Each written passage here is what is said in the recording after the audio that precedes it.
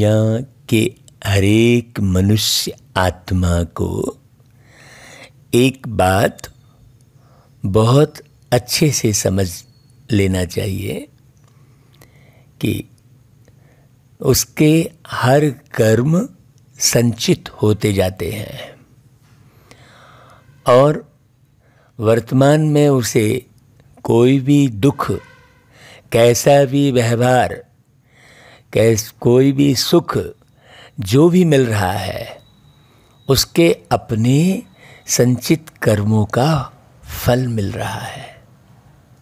इसलिए कर्म करने का अवसर भी मिलता है और पिछले कर्म का फल भी मिलता है।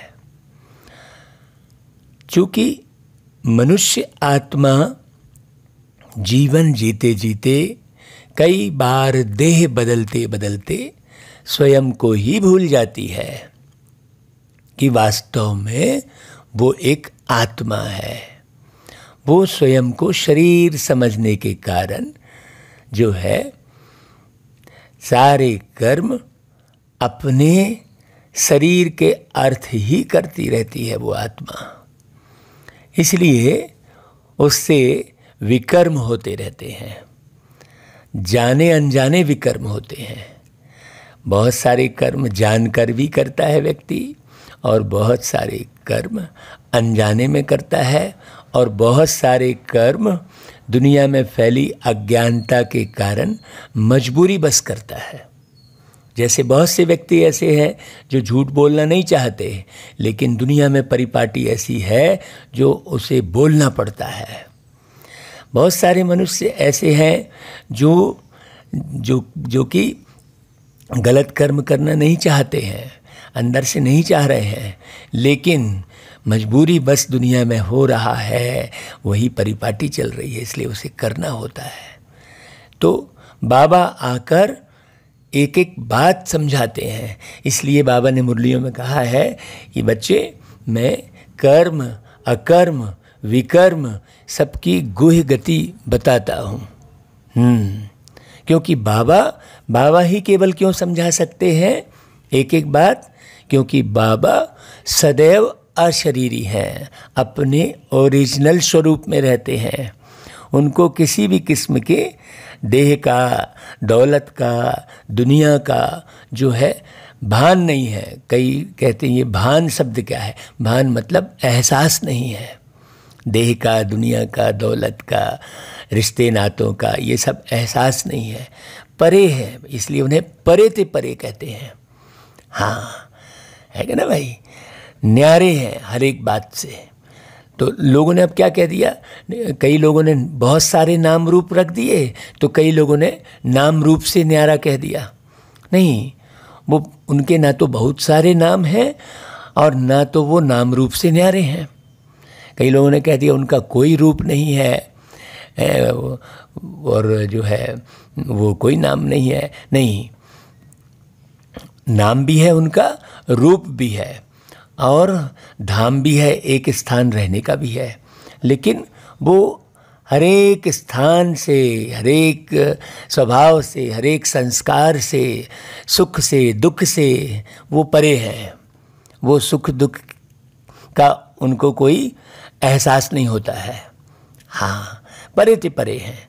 ऐसा व्यक्ति ही सबको सुख दे सकता है जो सुख दुख से न्यारा है ना भाई? ये बात बारीक समझने की है। तो सबसे पहले ज्ञान पहला सब्जेक्ट है। तो सबसे पहले ज्ञान मतलब वो, जैसे भाई डॉक्टरी का ज्ञान, पहले तो जैसे डॉक्टरी का ज्ञान हासिल करते हैं, इंजीनियरिंग का ज्ञान हासिल करते हैं, उसी प्रकार जीवन का ज्ञान, हाँ, मानवता का ज्ञान, पहले ज्ञान हासिल करना, फिर उस ज्ञान को अच्छे से रीति से समझना, जिसे हम योग कहेंगे। हाँ, और फिर धारणा मतलब पहले तो ज्ञान हासिल करना, फिर उसे अच्छी रीति एक एक बात को, एक एक ज्ञान के अर्थ को समझना, उसे योग कहेंगे। फिर धारणा यानी उस अनुसार कर्म करना प्रत्यक्ष में। हाँ, है कि नहीं भाई? तो उसे धारणा कहेंगे। और फिर जब 3 सब्जेक्ट पूरे हो गए तब आप सर्विस, मतलब आपकी फिर ड्यूटी लग गई। दुनिया में भी, लौकिक में भी यही होता है ना भाई, कि बच्चा पहले ज्ञान हासिल करने के लिए स्कूल जाता है, का खा गा घा का ज्ञान हासिल करता है, 1 2 3 4 का ज्ञान हासिल करता है, फिर उसे पूरी तरह से समझ लेता है, फिर उसे बार बार का खा गा घा पढ़ने की आवश्यकता नहीं पड़ती। 1 2 3 4 बस उस अनुसार फिर वो जीवन जीने लगता है। फिर उसके बाद उसकी सर्विस लग जाती है। बस इतनी सी तो बात है। तो भाई सर्विस, जब सर्विस लगती है तभी उसको आय होती है, तभी उसका जीवन आगे सुचारू रूप से चलता है। तो ऐसा ही यहाँ भी है। हाँ, यहाँ सर्विस की भी पढ़ाई है कि भाई सर्विस कैसे करनी है। भाई जब सर्विस लगती है तो फिर उसे बताया जाता है कि भाई तुम्हें इस सर्विस में ये करना है कि नहीं भाई। वैसे ही यहाँ भी ज्ञान योग धारणा सेवा, सेवा मतलब सर्विस, सर्विस मतलब ड्यूटी, जिम्मेवारी, है ना। उस जिम्मेवारी के अंदर सारा कुछ आ गया। ज्ञान तो समझाइश है, और फिर योग माने उस समझाइश को जो है बहुत अच्छे से एक एक चीज़ को, जैसे गुणों को धारण करना, भाई सारे गुण धारण करना, उसे भी योग कहेंगे। गुणवान है, हाँ, गुणों के बारे में पहले जानना, फिर वैसा गुणवान बनना। हाँ, तो बहुत सरल है। बस बहुत लोग क्या होता है कि इस विषय के उसमें चले जाते हैं तो समझ नहीं पाते हैं, उन्हें मालूम नहीं पड़ता कि भाई ज्ञान क्या है, योग क्या है, धारणा क्या है, सेवा क्या है। मुरलियों में बाबा ने हर एक बात बहुत अच्छे से समझाई है। तो बाबा कहते हैं, देखो आप एक एक गुही बात समझा रहे बाबा। बाबा कहते हैं, देखो मीठे बच्चे, अपने से बड़ों का रिगार्ड रखना। देखो एक एक कर्म सिखा रहे हैं ना बाबा, है ना। जैसे कर्म करते हैं वैसे फल मिलते हैं। हाँ, सबको मिलता है यहाँ कर्मों का फल, कर्मों का फल। प्रभु की याद में बंदे तू बिता ले ये पल, बिता ले ये पल। आता किसी के लिए नहीं फिर कोई कल, फिर कोई कल। तो देखो इन 3 लाइनों में बहुत सी बातें समझ में आ गई, है ना भाई। बहुत अच्छे से समझना। तो अपने से बड़ों का रिगार्ड रखना, यह भी दैवी गुण है। जो होशियार अच्छा समझाने वाले हैं उनको फॉलो करना। नहीं तो कई कहते हैं हमारे तो भैया बाबा से कनेक्शन है। नहीं, जो अच्छे से समझा रहे हैं उनको फॉलो करेंगे। नहीं तो भाई आदमी सोचता है कि हम इनको क्यों सुने। भाई सुनो तो भाई, जो अच्छे से समझा रहा है। ऐसा थोड़ी है कि नहीं हम बंधे हैं कहीं पर, किसी भी बात में, किसी भी बात में बंधना नहीं है। हाँ, स्वतंत्र पंछी बनना है। तो आप अपने से बड़ों का रिगार्ड रखेंगे तो कल आप भी बड़े होंगे ना भाई, तो फिर आपका भी कोई रिगार्ड रखेगा। आप जो है समझने वाले का संग करेंगे, होशियार का संग करेंगे, तो आप भी कल समझाने वाले बन जाएंगे भाई, है ना भाई। और आपको ये परखना है कि कौन अच्छा समझाने वाला है। ऐसे बंधे नहीं रहना है कि नहीं भाई जो है हम तो इस, चाहे वो जैसा भी समझाए हमें भैया उन्हीं से सुनना है, ऐसे कहीं बंधना नहीं है। हाँ, बाबा कहता है देखो सतयुग में कोई भी भक्ति की रस्म रिवाज नहीं होती। क्यों? क्योंकि ज्ञान के सागर बाबा परमात्मा ज्ञान देकर सदगति में भेज देते हैं। पढ़ा पढ़ा कर बाबा पूरा तैयार कर देते हैं, कुछ भी बचता नहीं है, बिल्कुल अंदर की चुप्पी हो जाती है। हाँ, भक्ति का फल मिल जाता है जो हम भटक रहे होते हैं। भाई जब हमें रास्ता मिल गया फिर थोड़ी भटकेंगे। भक्ति है मांगना, हमेशा मांगने का सिस्टम रहता है, फिर थोड़ी मांगेंगे भाई। जब कोई चीज़ मिल जाती है फिर थोड़ी मांगते रहेंगे। ज्ञान मिलने से भक्ति का जैसे डाइवोर्स हो जाता है। जब है ही ज्ञान की प्रारब्ध का समय तो भक्ति, तप, दान, पुण्य करने की ज़रूरत ही क्या है। हाँ, वहाँ फिर सारे कर्म अकर्म हो जाते हैं। बाबा ने कहा वहाँ पर पाप पुण्य की कोई बात ही नहीं रह जाती है कि नहीं भाई। कोई परेशानी नहीं रह जाती वहाँ यह कोई भी रस्म हो नहीं सकती। यहाँ तो एक परिपाटी है। रस्म के हिसाब से कोई भी कार्य करना, यदि जो भी व्यक्ति रस्म के हिसाब से कोई कार्य कर रहा है तो उसे रस नहीं मिलेगा। हाँ, उसे जीवन का आनंद नहीं आएगा। क्यों? क्योंकि वो रस्म के हिसाब से कार्य कर रहा है।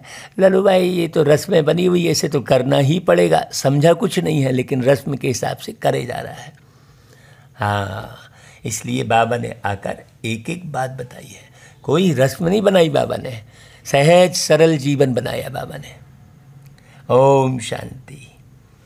पतित पावन शिव भगवान उवाच। अब परमात्मा बाबा, बाप जिन्हें कहेंगे, वो बैठ बच्चों को ज्ञान सुनाते हैं। बच्चों को समझाया गया है कि जब मैं यहाँ आता हूँ तो पतितों को पावन बनाने के लिए ज्ञान सुनाता हूँ। आप ज्ञान सुने और पावन नहीं बने तो बाबा की मर्जी के हिसाब से आप चले ही नहीं। लोग दुनिया में कहते हैं ईश्वर की मर्जी से पत्ता भी नहीं हिलता, लेकिन ईश्वर की मर्जी क्या है ये भी तो समझो भाई। हाँ, ईश्वर की मर्जी है कि तुम पतित हो गए हो। पहले ये समझो कि तुम पतित हो गए हो, और पतितपना क्या है वो भी समझाते हैं बाबा कि पतितपना किसे कहेंगे, और फिर पावन बनाते हैं। तो जो पावन बनता है वो ईश्वर की मर्जी पे चल रहा है कहलाता है। तो बाबा आते काहे के लिए हैं? पतितों को पावन बनाने के लिए। और पतितों को पावन बनाने के लिए क्या करते हैं? ज्ञान सुनाते हैं। इसलिए ये जो ज्ञान बाबा सुनाते हैं ये ज्ञान और कोई सिखला ना सके, है ना। बाकी सारी दुनिया वाले भक्ति ही सिखलाते हैं। ज्ञान सिर्फ तुम बच्चे सीखते हो जो तुम अपने को फिर ब्रह्मा कुमार कुमारी समझते हो। देलवाड़ा मंदिर तुम्हारे सामने खड़ा है, माउंट आबू में ही है देलवाड़ा मंदिर। मंदिर में पूरा इसका डेमो है कहना चाहिए।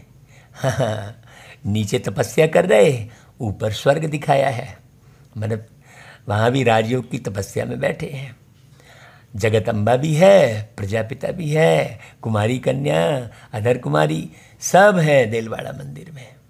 बाप राजयोग सिखला रहे हैं। ऊपर में राजाई के चित्र भी खड़े हैं। बाप कोई भक्ति नहीं सिखलाते हैं, भक्ति ही उनकी करते हैं जो सिखला कर गए हैं। हाँ, परंतु उनको पता नहीं है कि कौन राजयोग सिखलाए, राजाई स्थापन करके गए हैं। तुम बच्चे अभी जानते हो भक्ति अलग चीज़ है और ज्ञान अलग चीज़ है। हाँ, भक्ति में ज्ञान नहीं है। भाई जब भक्ति में ज्ञान नहीं है तो फिर ज्ञान में भक्ति नहीं है। ज्ञान और भक्ति दो अलग अलग बातें हो गई, है ना भाई। ज्ञान सुनाने वाला है ही एक, और कोई सुना नहीं सके। हाँ, ज्ञान के सागर तो एक ही हैं, वही आकर ज्ञान से पतितों को पावन बनाते हैं। ज्ञान अमृत, जो जितना ज़्यादा ज्ञान अमृत पिएंगे उतना पावन बनेंगे, उतना ही विष खत्म होगा आत्मा से। हाँ, नहीं तो आत्मा में कुछ न कुछ उल्टा सुल्टा भरा ही रहता है। देखना सूक्ष्म में भी एक संकल्प भी आपका उल्टा चल रहा है, मतलब आप ज्ञान अमृत अच्छे से पिए नहीं हैं। हाँ, एक संकल्प भी उल्टा चल रहा है। आप सारे समय में ध्यान देना कि एक सेकंड भी कुछ उल्टा सोचा आपने, सोचने का कर्म मुख्य है। हाँ, है कि नहीं भाई। लोग जो है भक्ति करते हैं, लेकिन पता नहीं है कि कौन राजयोग सिखलाए, राजाई स्थापन करके गए हैं। है कि नहीं भाई? बहुत अच्छे से समझना। और जो भी सत्संग है उनमें कोई भी ज्ञान नहीं सिखला सकते। भल अपने को श्री श्री 108 जगत गुरु और भगवान भी कहते हैं, परंतु ऐसे कोई नहीं कहते कि मैं सबका परम पिता ज्ञान का सागर हूँ। उनको कोई परम पिता तो कहते ही नहीं। यह तो जानते ही है कि परम पिता पतित पावन है। हाँ, तो परम पिता से मुलाकात किसकी होगी? जो पतित से पावन बनने का मार्ग अपनाएगा। तो मार्ग अपनाएगा मतलब कैसा करेगा? वो हर क्षण स्वयं में ये जांच करता रहेगा कि मेरे कोई कर्म पतित वाले तो नहीं हो रहे हैं। तो जांच कैसे करेगा? यही बाबा की मुरली सुनकर। तो ये पॉइंट्स बुद्धि में अच्छी रीति रखनी है। मनुष्य कहते हैं यह ब्रह्मा कुमारियाँ तो भक्ति को डाइवर्स देती हैं, लेकिन जब ज्ञान मिलता है तो भक्ति को डाइवर्स देना ही है। ऐसे नहीं जब भक्ति में जाते हैं तो उस समय यह मालूम पड़ता है कि हम ज्ञान को डाइवर्स देते हैं, वहाँ नहीं मालूम पड़ता। नहीं, वह तो ऑटोमेटिकली रावण राज्य में आ जाते हैं। हाँ, बाबा ने कई बार उदाहरण दिया, जैसे कोई चीज़ नई होती है ऑटोमेटिकली पुरानी हो जाती है। नई चीज़ को पुराना नहीं किया जाता, पुराना तो अपने आप हो जाता है। वो पुराने को नया करना पड़ता है ना? लेकिन नया जो है अपने आप पुराना हो जाता है कि नहीं भाई? हर एक चीज़ में वही है। बड़ी बात समझने की है ना। तो भाई जो भी अपन सीख रहे हैं वो ऑटोमेटिक बुद्धि से भूलते चले जाते हैं। तो रावण राज्य अपने आप आ जाता है, लेकिन राम राज्य की स्थापना करनी पड़ती है। हाँ, रावण राज्य तो ऑटोमेटिक आता है। तो अभी तुमको समझ मिली है कि बाबा हमको राजयोग सिखला रहे हैं। राजयोग का ज्ञान है, इनको भक्ति नहीं कहेंगे। भगवान ज्ञान के सागर हैं, वह कभी भक्ति नहीं सिखलाते हैं। भक्ति तो सिखलाने वाले कौन है? मनुष्य हैं, जो खूब भक्ति सिखलाते हैं, ये रटो वो करो, है ना भाई? तो भक्ति का फल है ही ज्ञान, ज्ञान से होती है सद्गति। हाँ, कलयुग के अंत में सब दुखी हैं, इसलिए इस पुरानी दुनिया को दुख धाम कहा जाता है। इन बातों को अभी तुम समझते हो, जो रोज सुन रहे हैं वो समझ गए हैं पूरा। हाँ, कि सारी दुनिया ही दुख धाम बन गई है। बाप आए हुए हैं भक्ति का फल अर्थात सद्गति देने, राजयोग सिखला रहे हैं। यह है पुरानी दुनिया जिसका विनाश होना है। अभी अच्छे से समझो भाई, जिस दुनिया का विनाश होना है उस दुनिया में जास्ती बुद्धि लगाने से कोई फायदा नहीं है। बाबा कहता है बस शरीर निर्वाह अर्थ, हाँ, कमाई कर लो, उसके बाद बाबा के ज्ञान योग में लगे रहो। ज़्यादा पुरानी दुनिया के चक्रव्यूह में मत फंसो। बहुत अच्छे से समझना, बैठकर तपस्या करो। अभी समय वो है, अभी समय बहुत ज़्यादा इधर उधर भागने करने का, मन को भटकाने का नहीं है, बुद्धि को भटकाने का नहीं है। ढेर जगह बुद्धि लगाने की आवश्यकता नहीं है। हाँ, अभी आप समझ में आ गया है कि ज्ञान सिखलाने वाले एक ही परम पिता परमात्मा शिव बाबा हैं। उनको ही ज्ञान के सागर कहा जाता है, कृष्ण को नहीं कहेंगे। कृष्ण को सत्यम कृष्णम सुंदरम नहीं कहते हैं, सत्यम रामम सुंदरम भी नहीं कहते हैं, सत्यम शिवम सुंदरम ही कहा जाता है। तो सर्वोच्च सुंदर, सर्वोच्च सत्य, पूरा सत्य, जो पूरी एक एक बात सत्य बताते वो है शिव बाबा। और ये मुरली चल रही है किनकी? शिव बाबा की। परमात्मा शिव ने आकर क्या किया ये किसी को मालूम नहीं है। हाँ, शिव बाबा की कोई कहानी ढंग की नहीं है, कृष्ण जी की भी कहानी सही नहीं है, कृष्ण जी के लिए भी कुछ का कुछ लिख दिए हैं। तो कृष्ण जी की महिमा अलग है। हाँ, जरूर आगे जन्म में ऐसा कर्तव्य किए जो प्रिंस बने हैं। हाँ, लॉर्ड कृष्णा कहते हैं। अब बहुत समझने की ज़रूरत है। किसी ने कुछ समझ लिया, किसी ने कुछ समझ लिया है। अभी तुम जानते हो, हम राजयोग का ज्ञान ले नई दुनिया में स्वर्ग का प्रिंस प्रिंसेस बनेंगे। देखो ये पक्का हो जाना चाहिए, फिर खुशी कहाँ ख़त्म होगी भाई। जो व्यक्ति अच्छी पढ़ाई पढ़ेगा तो उसे मालूम रहेगा ना कि उसे कितना नंबर मिलने वाला है। जो अच्छी परीक्षा में अच्छा प्रश्न अच्छा उत्तर लिखा होगा, हाँ, तो आपके जीवन में भी कई प्रश्न आएंगे, कई व्यवहार के रूप में प्रश्न आते हैं। ये तो प्रैक्टिकल जीवन है ना। ये सारी दुनिया ही अभी परीक्षा हॉल है तुम्हारे लिए। अभी अच्छे से समझना। आप हमेशा परीक्षा हॉल में ही बैठे हो, पढ़ाई किए हो ना भाई, कई बरस पढ़ाई किए हो। बाबा तो कितने साल हो गए आए धरती पर, तो बाबा के से जो भी बच्चा पढ़ाई पढ़ा है तो वो समझ लो कि वो परीक्षा हॉल में बैठा है। तो कब आपकी कहाँ पर कौन सी परीक्षा हो जाए कोई वो नहीं है। आप अच्छे से देख समझना। तो स्वर्ग को सद्गति और नर्क को दुर्गति कहा जाता है। तो अभी कहाँ है सारी दुनिया? अभी नर्क में है, दुर्गति में है। देखो कितनी दुर्गति हो रही है, समझ में भी नहीं आता कि उनकी दुर्गति हो रही है। हाँ, हर एक आत्माओं को उनके कर्मों का फल दिखाई देता है बकायदा।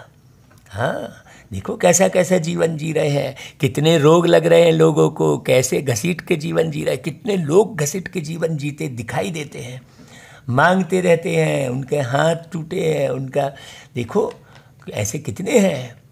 हाँ, कितने ऐसे दिखाई देते हैं। तो आत्माओं की दुर्गति हो गई। आखिर है तो वो भी आत्मा ही ना भाई। हाँ, तो पूरा फल शरीर के साथ मिलता है। आत्मा को फल कहाँ मिलता है? शरीर के साथ। जमाने भर के रोग लगेंगे, जमाने भर की जो है धन का कष्ट होता है, जन का कष्ट होता है, उसको कोई चाहने वाला नहीं रहता है। तो ये सब कर्मों का फल है। तो बड़े चुपचाप सहते हुए आगे के कर्म सुधारते चलना चाहिए। इसलिए कर्म सुधारने के लिए बाबा के ज्ञान को एक एक अर्थ शब्द समझ के हमें उतारना चाहिए। तो हम अपने लिए अभी क्या कर रहे हैं? राज्य स्थापन कर रहे हैं। बाकी जो यह ज्ञान नहीं लेंगे, पावन नहीं बनेंगे, तो राजधानी में आ नहीं सकेंगे, क्योंकि सतयुग में तो बहुत थोड़े होंगे। हर एक आत्मा इस ज्ञान को पूरा पूरा फॉलो नहीं कर सकती है। हाँ, कलयुग अंत में जो इतने अनेक मनुष्य हैं वह जरूर मुक्ति धाम में ही जाएंगे भाई। हाँ, गुम नहीं हो जाते हैं, सब घर चले जाते हैं। अभी तो बच्चों को घर याद रहता है कि अब 84 जन्मों का चक्र पूरा होता है, नाटक पूरा होता है। भाई ये बात कहाँ कोई बोलता है भाई? बाबा को ही मालूम है कि हाँ चलो भैया, अब भैया पूरा हो रहा है नाटक, तुमने अनेक बार चक्र लगाया है, यह तुम ब्राह्मण बच्चे ही जानते हो। गीता ना भाई, अब लौट चले, है ना, तुझको पुकारे, है ना, ऐसा करके गीत है ना।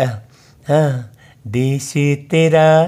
तो बाबा जो है पुकार रहे हैं कि चलो बच्चे, अब मैं तुमको लेने आया हूँ और पूर्ण बनाने आया हूँ, सारा ज्ञान सुनाने समझाने आया हूँ। नाटक पूरा हो गया, तुमने अनेक बार चक्र लगाया। हाँ, ये कौन जानता है? जो पूरा पूरा पक्का ब्राह्मण बन गया है। तो वो ब्राह्मण बच्चा ही जानता है। ब्राह्मण तो बनते जाते, 16,108 की माला है। सतयुग में तो बहुत नहीं होंगे ना भाई। सतयुग का मॉडल रूप भी दिखलाते हैं ना। बड़ी चीज़ का मॉडल छोटा होता है, तो अभी वो मॉडल किसको बनना है? वो मॉडल तुमको बनना है ना। हाँ, अभी विस्तार में नहीं जाना है। जैसे भाई कोई कॉलोनी बनती है तो थर्माकोल से बढ़िया कांच के अंदर बढ़िया सुंदर तरीके से पूरी कॉलोनी को थर्माकोल या किसी भी और मटेरियल से बना के दिखाते हैं कि हाँ ऐसी रोड होगी या ऐसा होगा। वैसे ही तुम मॉडल बनो।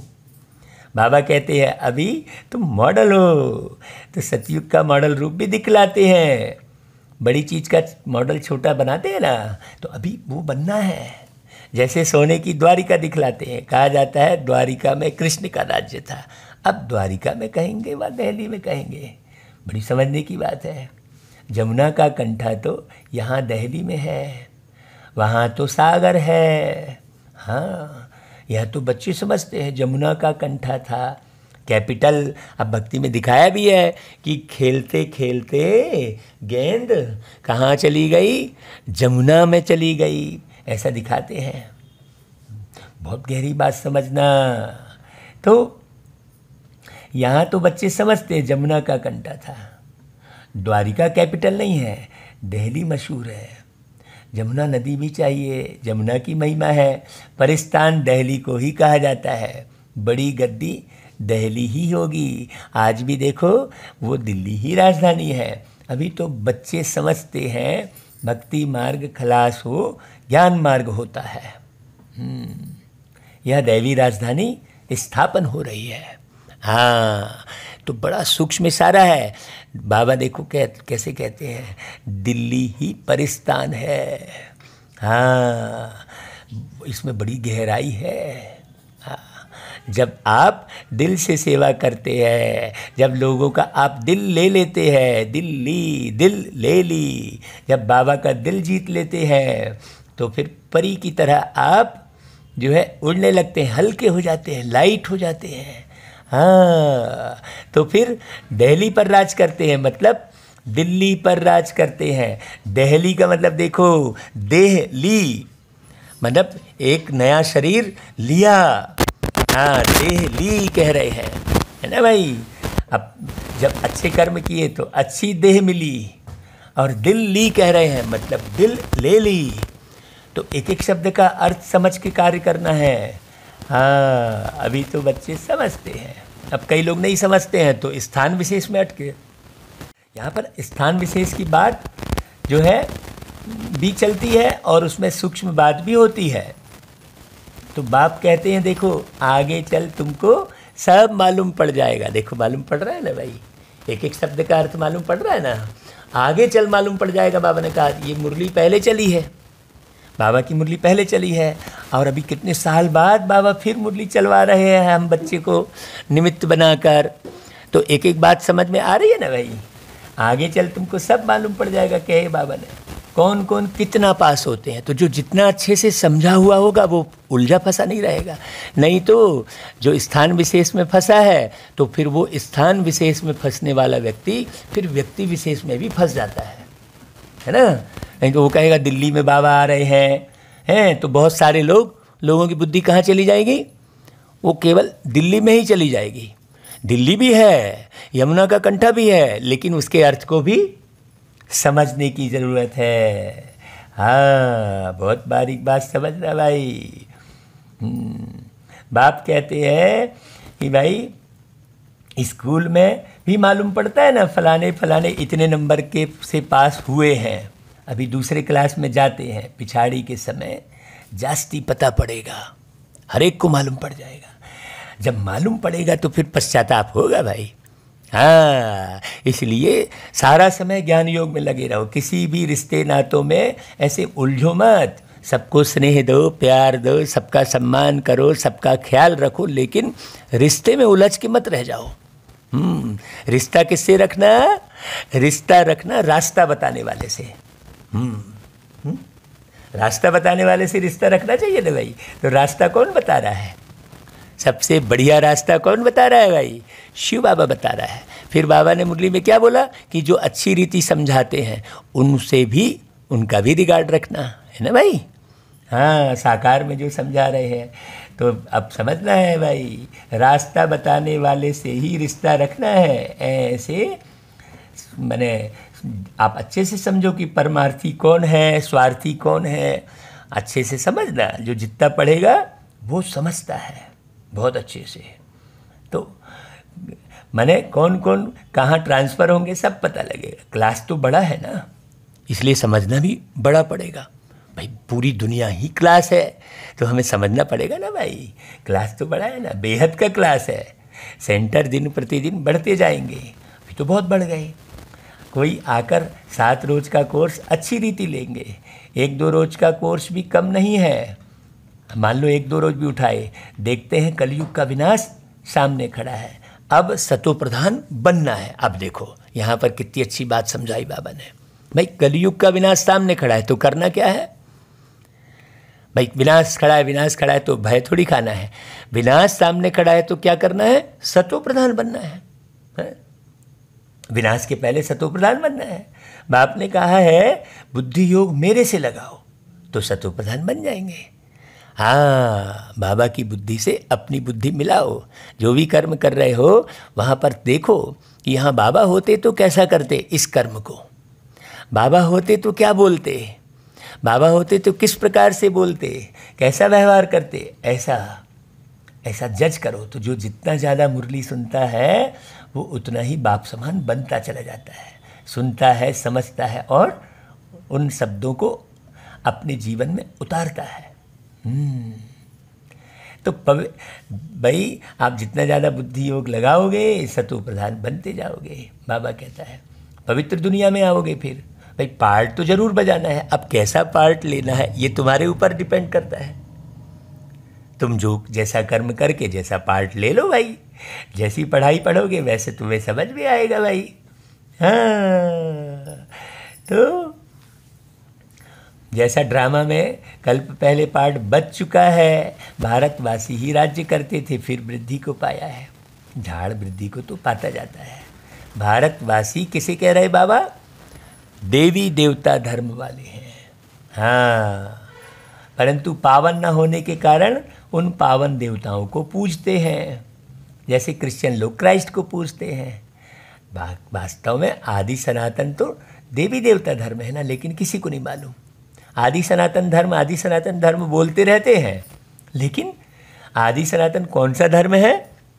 दिव्य गुणों से संपन्न आत्माओं का धर्म है आदि सनातन। मतलब तुम आदि में दिव्य गुण से संपन्न थे, अभी नहीं हो, तो बाबा फिर से आकर दिव्य गुण से संपन्न बना रहा है।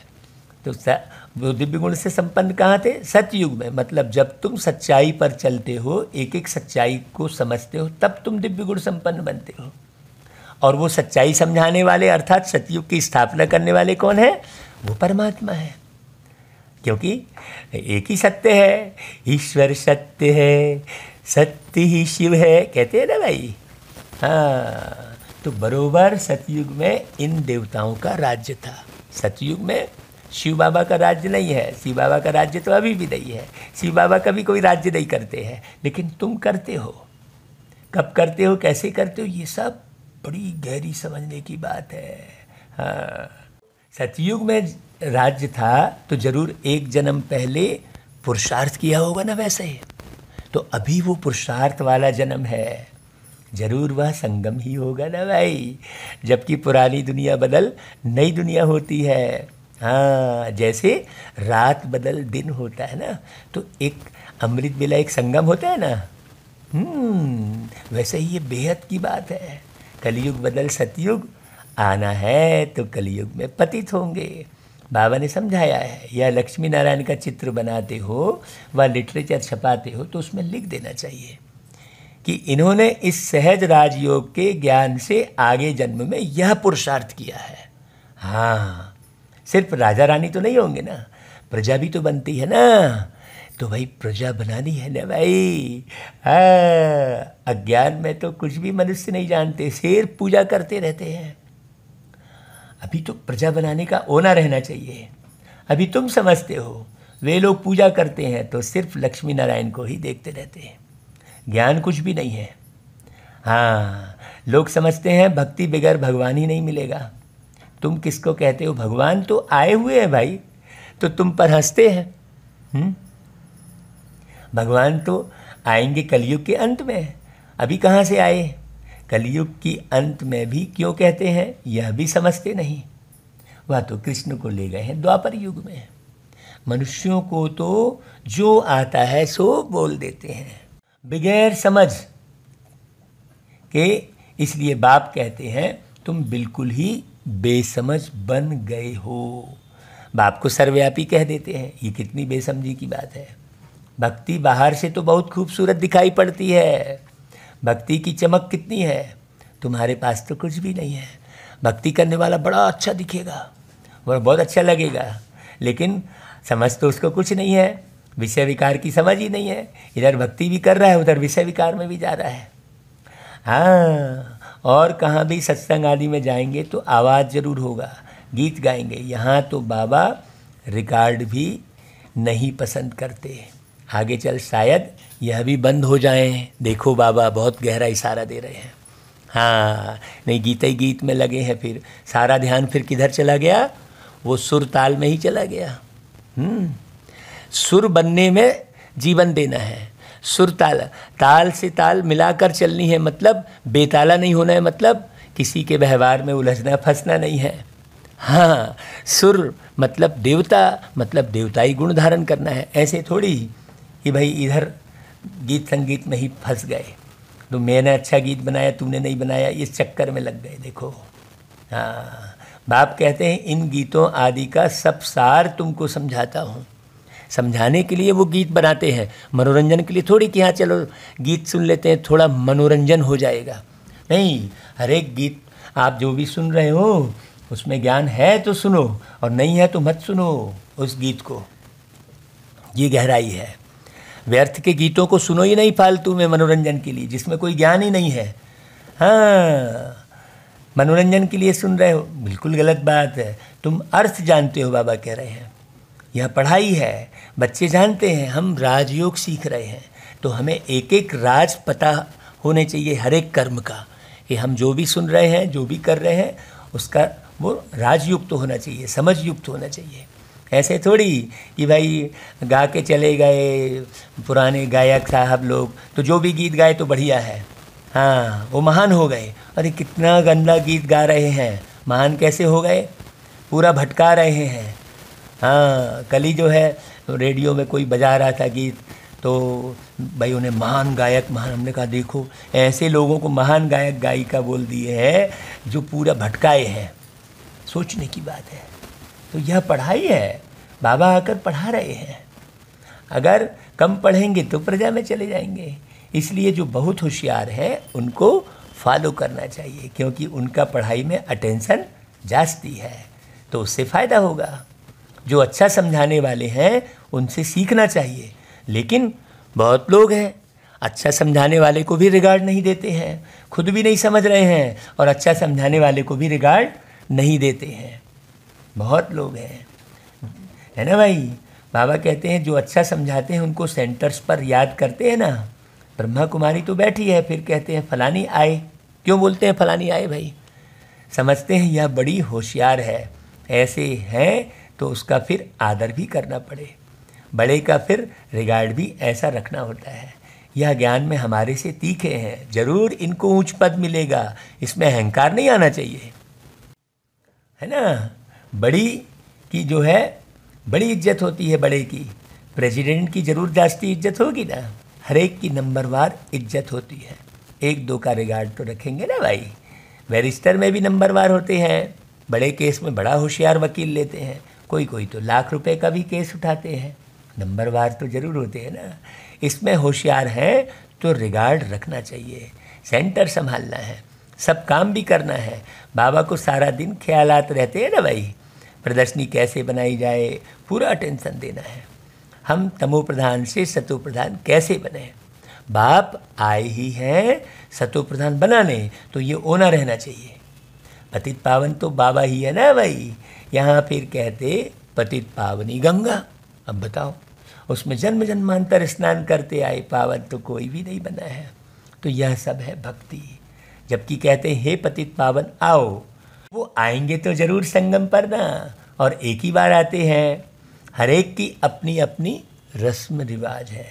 जैसे नेपाल में अष्टमी पर बलि चढ़ाते हैं, छोटे बच्चों को हाथ में बंदूक दे चलवाते हैं, वह भी बलि चढ़ाएंगे। बड़ा होगा तो एक धक से बछड़े को काट देगा। कोई ने कम धक लगाया, एक धक से न मरे तो वह बलि नहीं हुई, वह देवी पर नहीं चढ़ाएंगे। यह सब है भक्ति मार्ग। हाँ, लेकिन इसे समझने की ज़रूरत है। हर एक की अपनी अपनी कल्पना है, कल्पना पर फॉलोअर्स बन जाते हैं। यहाँ फिर यह नई बातें हैं, यहाँ कोई कल्पना नहीं है। हाँ, बाकी तो सब दुनिया में कल्पना ही चल रही है। तो जो कल्पना पे चलता है उसे कल्पना पड़ता है, माने उसे कष्ट उठाना पड़ता है।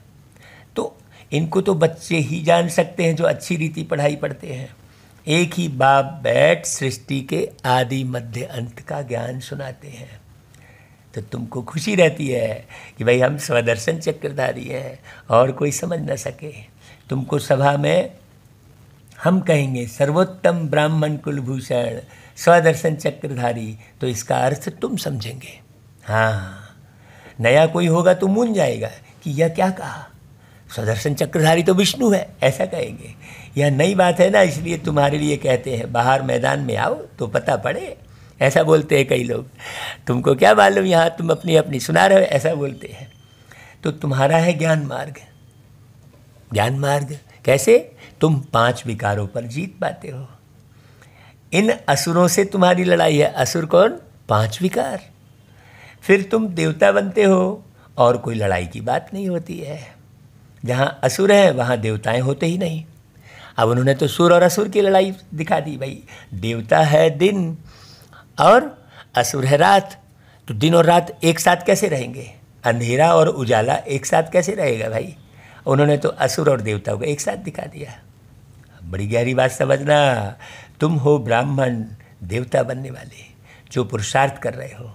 रुद्र ज्ञान यज्ञ में ब्राह्मण तो जरूर चाहिए, सिवाय ब्राह्मणों के यज्ञ होता नहीं। अब वो जाति वाले ब्राह्मण की बात नहीं कर रहे हैं। पूरी मुरलियाँ पिछली भी सुनना भाई, तो एक एक बात अच्छे से समझ में आएगी। हाँ, रुद्र है शिव, फिर कृष्ण का नाम भाई कहाँ से आ गया? रुद्र ज्ञान यज्ञ बोल रहे हैं, हाँ, कृष्ण ज्ञान यज्ञ तो नहीं बोल रहे हैं ना।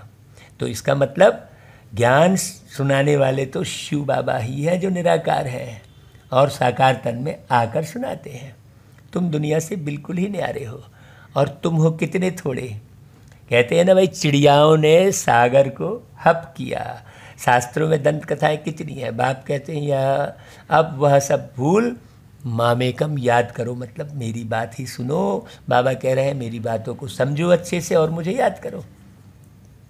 हाँ भाई, जिसकी बात हम सुनते हैं, समझते हैं, धारण करते हैं, तो वो व्यक्ति याद आता है ना बहुत। ऐसे ही बाबा, आत्मा ही बाप को याद करती है। बाप तो एक है ना। हे परमात्मा व प्रभु कहते हैं, तो उस समय जो है वो पिंडी भी याद नहीं आता है। जो शिव की पिंडी बनाते हैं वो पिंडी भी याद थोड़ी आती है, सिर्फ ईश्वर व प्रभु कह देते हैं। आत्मा को बाप से आधा कल्प का सुख मिला हुआ है। ये बात नहीं मालूम हर एक को कि भगवान ने आकर सुख कैसे दिया। हाँ, दुखी होते हैं तो सुख मांगने भगवान के पास जाते हैं, लेकिन किस विधि से सुख दिया ये किसी को मालूम नहीं है।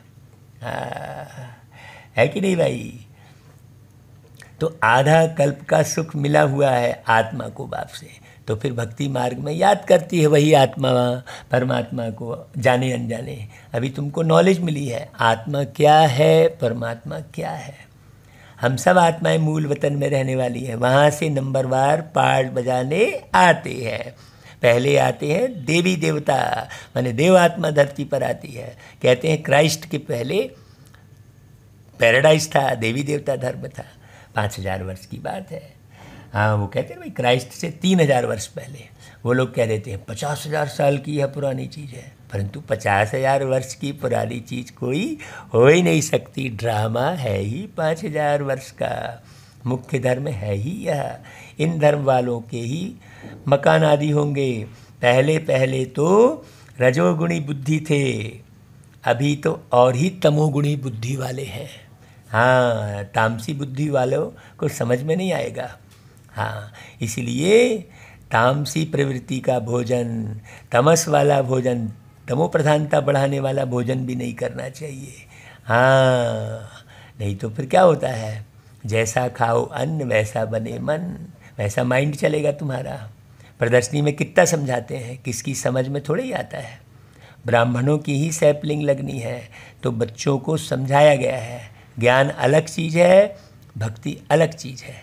ज्ञान से सद्गति होती है, इसलिए कहते भी है हे पतित पावन आओ, दुख से लिबरेट करो। फिर गाइड बन साथ ले जाएंगे। पाप आकर आत्माओं को ले जाते हैं। शरीर तो सब खत्म हो जाते हैं। भाई विनाश तो होगा ही ना। शास्त्रों में एक ही महाभारत की लड़ाई गाई हुई है, कहते भी हैं यह वही महाभारत की लड़ाई अभी प्रैक्टिकल में देखने को मिल रही है। वह तो लगनी ही है। सबको बाप का परिचय देते रहो। तमो प्रधान से सतो प्रधान बनने का उपाय तो एक ही है। क्या बाप कहते हैं, मामेकम याद करो। हाँ, याद भी कैसे करो भाई, यथार्थ रीति ना। ऐसे थोड़ी किसी को भी भगवान कह दिए याद करने लग गए तो फ़ायदा हो जाएगा, नहीं। सही अर्थों में बाबा को समझो, परमात्मा को समझो, परमात्मा के ज्ञान को समझो, ज्ञान को समझकर बाबा को याद करो तो भी कर्म विनाश हो जाएंगे। हाँ, और आत्मा प्यारे पिता परमात्मा के साथ चली जाएगी। बाबा कहते हैं आत्मा मेरे साथ चली जाएगी। सबको संदेश देते रहो तो बहुतों का कल्याण होगा।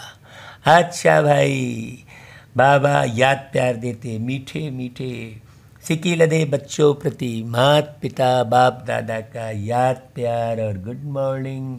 रूहानी बाप की रूहानी बच्चों को नमस्ते, और हम रूहानी बच्चों की रूहानी मात पिता बाप दादा को याद प्यार गुड मॉर्निंग और नमस्ते बाबा।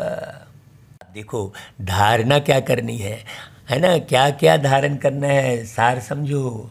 जो पढ़ाई में होशियार है, अच्छा समझाते हैं, उनका संग करना है। हाँ, उनके संग से आप आगे बढ़ जाएंगे।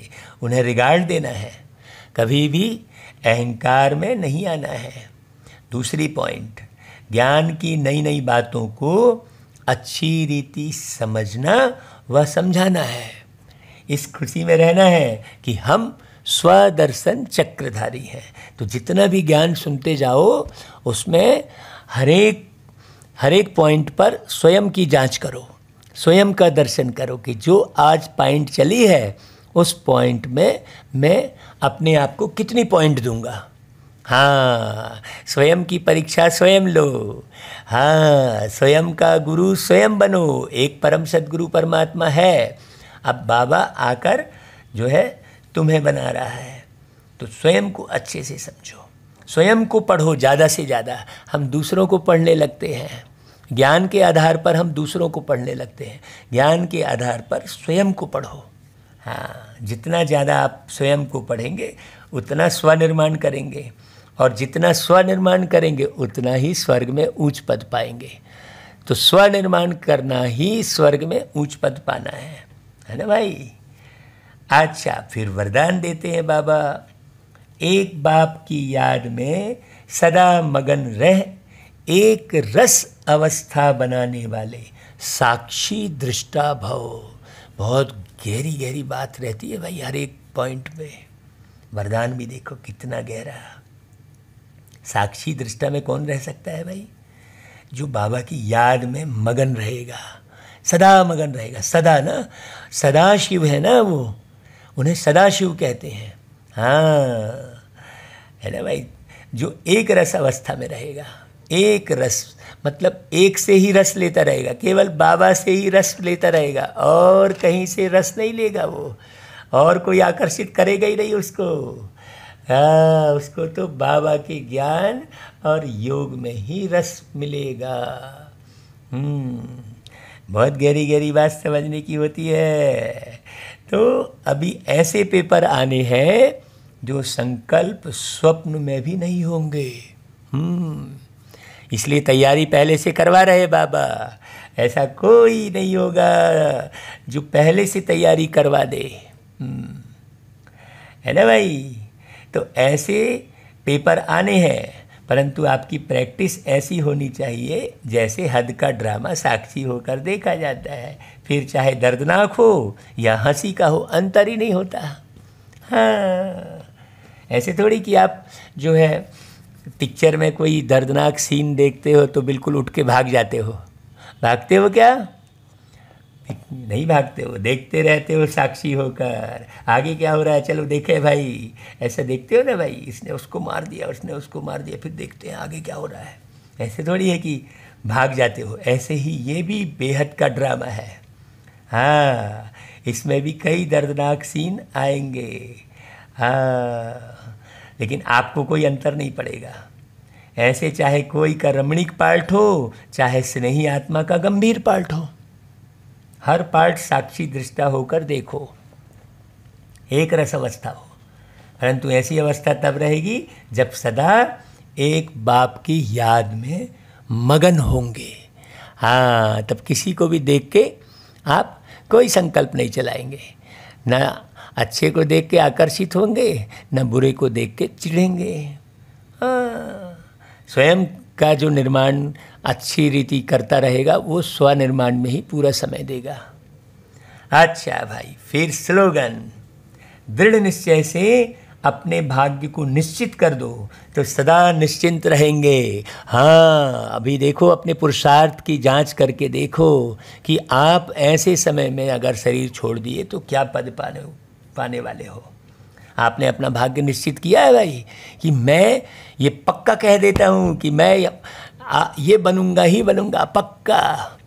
तो पक्का करना है। जब पक्का करोगे हर एक बात, हाँ, तो पक जाने वाला फल क्या होता है? झाड़ छोड़ देता है अपने आप। तो ये कलयुगी झाड़ अपने आप छूट जाएगा जब तुम पक जाएंगे, पक्के हो जाएंगे। और पकेंगे कब? जब पक्का करेंगे। हाँ, दृढ़ निश्चय से चलेंगे कि भाई मैंने अपना ये वाला भाग्य तो बना ही लिया है। हाँ, पूरे कन्फर्म होकर चलना। अभी तो कंफ्यूज होकर चलते हैं। हाँ, कंफ्यूज मत होना भाई। देखो, बाहर बल्ब फ्यूज होता है और मनुष्य कंफ्यूज होता है। कंफ्यूज मनुष्य कोई काम का नहीं है। हाँ, जैसे फ्यूज बल्ब कोई काम का नहीं रहता, वैसा ही कंफ्यूज मनुष्य कोई काम का नहीं रहता। ठीक है ना? तो जांच करो कि कंफ्यूजन में रहते हो या कन्फर्म रहते हो हर एक बात में। हाँ, हर एक बात में कन्फर्म। ठीक है? अच्छा भाई, ओम शांति, ओम शांति। फिर कल मिलेंगे बाबा की नई मुरली के साथ। कल 9/9/2021 की मुरली सुनाएंगे। हाँ, आज तक की मुरली और जिन्होंने पूरी नहीं सुनी है वो लगातार सुनते चले। पिछली मुरलियाँ भी सुनो तो बहुत अच्छा कोर्स हो जाएगा, है ना भाई? अच्छा भाई, अलविदा।